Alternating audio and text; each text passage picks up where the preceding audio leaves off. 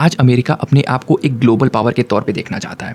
मतलब कि वो चाहता है कि हर एक कंट्री उसकी बात सुने, चाहे वो कोई भी कंट्री हो, चाहे वो रशिया हो, चाइना हो, चाहे वो ईरान हो, इज़राइल हो, हर एक कंट्री पे अपनी पावर को वो थोप रहा है। ईरान और इज़राइल के युद्ध के बीच में हमने खुद देखा, जिस तरीके से ईरान और इज़राइल का युद्ध चल रहा था, बीच में अमेरिका की एंट्री होती है। अमेरिका हर तरीके से वो कोशिश करता है कि हम इस युद्ध में आएँ और ईरान को पूरी तरीके से डिस्ट्रॉय करें और ईरान में सत्ता पलट के कैसे भी हम अपना रूल वहाँ लाएँ, अपनी सरकार बनाएँ, या फिर कह सकते हैं अपने जिसको चाहते हैं उसकी सरकार बनाएँ वहाँ।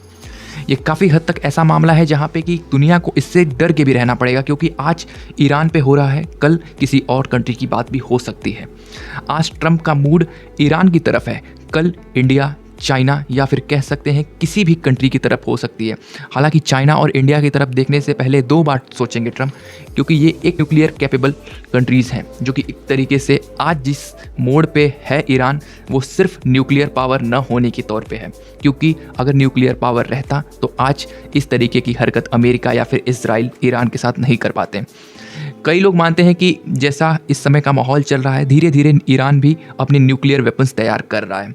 हालांकि जंग चालू है, बट शायद वो अंदर ही अंदर न्यूक्लियर वेपन्स तैयार कर रहा है, क्योंकि जिस तरीके से ईरान पीछे हट नहीं रहा है और अमेरिका भी अपने पीछे कदम नहीं ले रहा है, इजराइल को सपोर्ट करके ईरान पे हर वक्त हमले कर रहा है और ईरान भी जवाबी कार्रवाई कर रहा है।